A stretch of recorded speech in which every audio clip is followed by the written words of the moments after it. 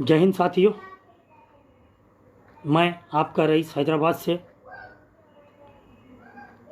बड़े बेसब्री से इंतज़ार था मुझे भी आज के रात 9 बजने का। जैसे कि मैंने आपसे दोपहर में कहा था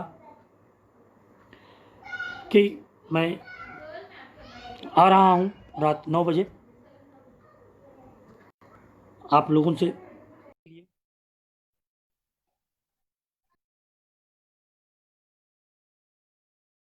आपसे भी समझने के लिए। दोस्तों, आखिर क्या बात है? जिस जनता ने इन सरकारों को चुना है, वो सरकारें जीतने के बाद, सत्ता में आने के बाद, आखिर क्यों जनता की बातें कुछ प्रतिशत, भले ही पूरी तरीके से ना हो, लेकिन कुछ प्रतिशत आखिर वो जनता की बात, जनता की आवाज़, जनता का हक क्यों नहीं देती है? पेट्रोल की मार इतनी बढ़ चुकी है कि गरीब आवाम अब घर से बाहर निकलना कुछ काम के लिए सोच रहा है पहले कि मुझे सबसे पहले मुझे तो गाड़ी में 100 रुपए का पेट्रोल डलाना होगा, तब जाकर मैं कुछ किलोमीटर चल सकता हूँ, कुछ किसी से मिलने जाऊँगा या किसी से बात करने जाऊँगा, जब जाके मुझे काम मिले या ना मिले। उसी तरीके से कोविड 19 कोरोना वायरस भी, जो महामारी इतनी बढ़ चुकी है कि लोग घबरा रहे हैं। किसकी जिम्मेदारी थी? लोगों को दिलासा देने की। ऐसे सरकारें, मैं किस किस अल्फाज में आप बात मेरी शुरू करूं, किस अल्फाज से मैं बात अपनी खत्म करूं? मुझे इतना क्यों आखिर ये गुस्सा आ रहा है? सबसे वजह, बड़ी वजह, जो मैं आज रात 9 बजे आया हूं आपसे बातचीत करने के लिए, लाइव आने के लिए। दोपहर 2:30 बजे का वक्त था। मैं मुझे किसी काम से मेरे दोस्त से मिलने गया। दोस्त के साथ उनका एक दोस्त मौजूद था वहां पर। वो मुझसे कहता है कि रईस भाई, कि अपोजिशन क्यों आवाज नहीं उठा रही है? आखिर ये तेल की कीमतें, जो पेट्रोल बढ़ गया है, वो कम किस तरीके से होगा? आखिर क्या करना पड़ेगा? कुछ तो करे अपोजिशन की पार्टियां।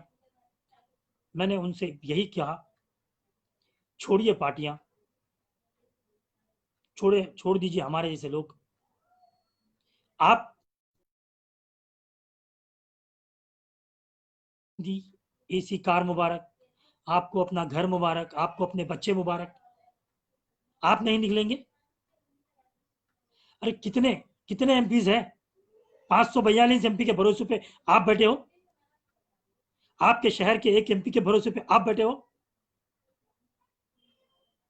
अगर मैं तेलंगाना की बात करूं तो 119 एमएलए के भरोसे पे आप बैठे हो। अरे जो तेल गिरता है, तेल से जो टैक्स आता है, टैक्स से जो काम निकलता है, उन कामों से जो कमीशन आता है, वही कमीशन तो कारपोरेटर, एमएलए, एमपी, मिनिस्टर्स खा जाते हैं। उनको तो भरोसा, उनको तो वही चाहिए, रेट बनना। आपने क्या किया मेरे भाई? आपने सिर्फ वही किया। इलेक्शन का पीरियड आया, एक डंडा उठाया, उसमें एक झंडा लगाया। वो हो सकता किसी ने पैसा लिया हो या किसी ने नहीं लिया हो, किसी ने शराब पी हो या किसी ने नहीं पी हो, लेकिन आपने उस 40 डेज के इलेक्शन पीरियड में जो किया, आप सिर्फ उसी को समझते हो। क्या 5 साल का इलेक्शन, 5 साल की सत्ता, सिर्फ उसी को समझते हो आप? अरे जितने लोगों ने वोट दिया है, मैं आपको डंके की चोट पे कह सकता हूं, निकलिए घरों से, निकलिए अपने मकानों से। आज भी आप सरकार गिरा सकते हैं। आज भी अगर आप चाहेंगे, अगर जनता चाहेगी, आज भी इलेक्शन हो सकता है। क्या आप इतना ही समझते हो कि वोट डाल दिया, वोट खुल गया, किसी की सरकार बन गई तो 5 साल खत्म? ऐसा नहीं है। इतने एहतजाज करने के बाद तेलंगाना गवर्नमेंट को हर पार्टी से एहतजाज हुआ, हर पार्टी से रिप्रेजेंटेशन गया, कई सोशल वर्करों ने रिप्रेजेंटेशन दिया, फिर भी 3 महीने के लाइट बिल ना तो माफ किए गए, ना तो कुछ राहत दी गई। कौन पूछेगा ये? सिर्फ कांग्रेस अपोजिशन है या कोई और अपोजिशन है, कोई, या जितने भी के स्टेट में जितने भी लोग आप लोग बैठे हैं अपोजिशन में या किसी ना किसी पार्टी से जुड़े हुए हैं, सिर्फ पार्टी का काम है? पब्लिक का क्या काम है? पब्लिक भी तो जागना चाहिए।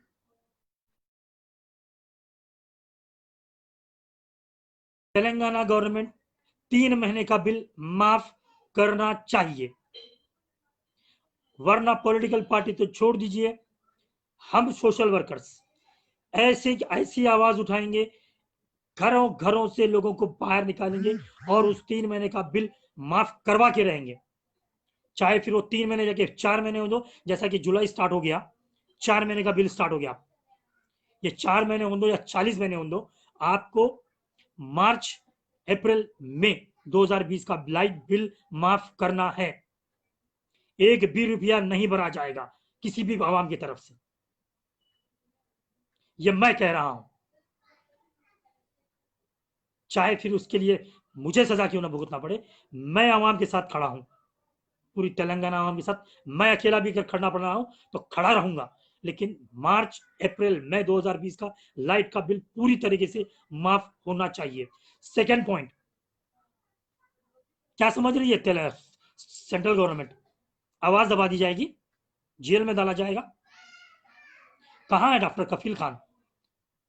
देख लिया ना कानपुर के दुबई को, देश के नौजवान जवान बहादुर 10 पुलिस वालों को उड़ा दिया। क्या सरकार के साथ खड़ा होने से, सरकार के हाँ में हाँ मिलाने से बहुत बहादुरी समझ गए हो? रिलीज डॉक्टर कफील,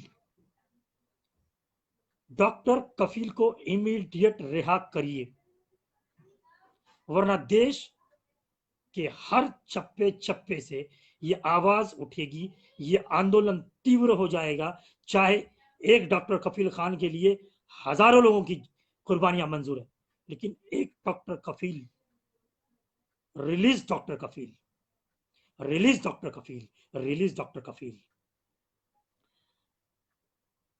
इस कोरोना महामारी से पब्लिक पूरी तरह टूट चुकी है, और आप जैसे चंद पॉलिटिशियन बड़ी बड़ी बातें, बड़े बड़े दौरे कर कर क्या साबित कर रहे हैं? हम जो सो की आवाज कुछ नहीं बोले, बोलेंगे और जरूर बोलेंगे। आज इस कोरोना की बीमारी से भी हैदराबाद में भी देखा जा रहा है कि प्राइवेट हॉस्पिटल, एक हॉस्पिटल ने लूट मचा कर रखी है। प्राइवेट हॉस्पिटल जितने भी है, गवर्नमेंट उसे टेक ओवर करे, फ्री इलाज, कोरोना मरीजों का फ्री इलाज, फ्री टेस्ट जल्द से जल्द प्राइवेट हॉस्पिटल में भी किया जाए। ये गवर्नमेंट की लापरवाही है, जो हजारों बेगुनाह तेलंगाना हैदराबाद में मारे जा रहे हैं, जिनको सही इलाज नहीं मिल रहा है, उसकी वजह से, उस वजह से हजारों बेगुनाह लोग मर रहे हैं। हम आंखों से देख रहे हैं, हजारों बेगुनाह लोग घरों में अपनी तबीयतें खराब कर कर इस बीमारी से हॉस्पिटल नहीं जा सक रहे हैं। तेलंगाना गवर्नमेंट से यह भी अपील है कि वो प्राइवेट हॉस्पिटल हो या कोई और हॉस्पिटल हो, उसे टेक ओवर करे, उसे जल्द से जल्द कोरोना के लिए इलाज शुरू किया जाए। हमने देखा कि प्राइवेट हॉस्पिटल्स 2 लाख रुपए डिपॉजिट और 50,000 रुपए डेली एक्सपेंडिचर बता रहे हैं। ये मजाक चल रहा है। आप लोग जाके अपने फार्म हाउसों पे, अपने अपने बंगलों पे जाके क्वारंटाइन हो जाएंगे। मलाई खाए सालों से एमएलए बने, सालों से एमपी बने, सालों से आप चीफ मिनिस्टर बने, सालों से आप कॉर्पोरेटर बने, आप तो मजे में पूरा उड़ा के लेके चले गए देश के सोने को। देश आज भी सोने की चिड़िया था। अंग्रेजों के बाद अगर किसी ने लूटा इस देश को, तो हर वो सत्ता के लोगों ने लूटा है। इस बीमारी खत्म होने तक हैदराबाद के, तेलंगाना के हर प्राइवेट हॉस्पिटल, चाहे कोई भी हो, आप एरिया में एक हॉस्पिटल चुने, उसको गवर्नमेंट टेक ओवर करे, हो, और लोगों के दिलों में से वो खौफ निकाला जाए कि आपको जरा सी भी बीमारी हो रही है और आप इलाज की नहीं हो रहा, आपका गली गली दर दर हर हॉस्पिटल फिर कर भी इलाज कोई एडमिट नहीं कर रहा है, उस वजह से हैदराबाद में इतनी मौतें बढ़ रही है।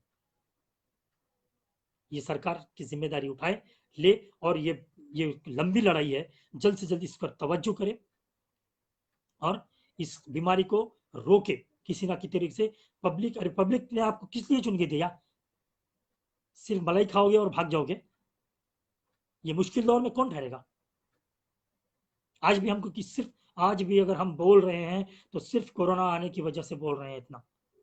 हमने देखा पहले भी आपने कितना लूटा, आज भी कौन कौन लैंड ग्राबर बनकर बैठा है, कौन कौन बड़े बड़े महलों में जाकर बैठा है। एक क्या होती है 2 लाख रुपए कारपोरेटर, एमएलए, एमपी की 2 लाख रुपए सैलरी, और आप करोड़पति। वाह! जनता सब जानती है, फिर भी आपको बर्दाश्त कर रही है। इसका मतलब यह नहीं है कि हमारे घर के परिवार के किसी सदस्य को खो ले और आपसे सवाल न करें। सवाल तो हम करेंगे, बराबर करेंगे। बात और एक करूंगा, आखिर क्या बात है, अपोजिशन इतना अपोज करती है इस महामारी के बीमारी। सेक्रेटरिएट ऑफ तेलंगाना की बिल्डिंग गिराने में मसरूफ, आपके नए नए प्रोजेक्ट्स ऐलान करने में मसरूफ, पीवी नरसिम्हा राव की आप जयंती बर्थडे मनाने में मसरूफ। अरे लोग मर रहे हैं, भूखे मर रहे हैं लोग अपनी जान से हाथ धो रहे हैं लोग, और आपको नए बिल्डिंग, नए प्लान, किसी की बर्थडे मनाने का शौक।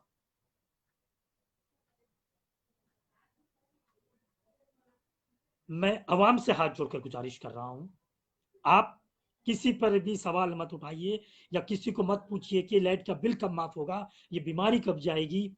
आप क्या करोगे? आप अपने घरों में आराम से रहोगे? डॉक्टर कफील खान जेल में रहेगा, हार्दिक पटेल जेल में रहेगा, सफूरा जरगार जेल में रहेगी, लेकिन आप अपने एसी कमरों में रहोगे, आप अपने परिवारों के साथ रहोगे, आप आवाज नहीं उठाओगे? जागो, आपको भी आवाज उठाना है, आपको भी बात करना है। क्या हालत कर दिया है हैदराबाद की ओल्ड सिटी की। 100 लोग मर रहे हैं हैदराबाद ओल्ड सिटी में, कौन पूछाने हाल है, कौन देख रहा है? आइए, मैं मेरे व्यूवर्स से, मेरी आवाज जहां तक जा रही वहां तक आपसे गुजारिश कर रहा हूं, आइए इस सिस्टम से लड़िए, याद करिए वो कुर्बानी जो हमारे शहीदों ने दी, याद करिए वो आजादी की लड़ाई, याद करिए वो पुलवामा के 40 जवानों को, याद करिए वो गलवान घाटी के 20 जवानों को। क्या आप उन तरह नहीं बन सकते? आप क्या उन जवानों को, उनको याद कर कर आप अपनी सरकारों से आवाज नहीं उठा सकते? कब तक भाई हिंदू मुसलमान की लड़ाई लड़ाएंगे और ये बस फिर इलेक्शन आएगा फिर जीत जाएंगे? हमारे तेलंगाना की केसीआर साहब भी मोदी के हाँ में हाँ मिलाते रहेंगे और बस चलते रहेंगे। एक दो बार बात कर लिए इनके बारे में उनके बारे में, जब पब्लिक खुश, और बस अपना चलाएंगे खुद।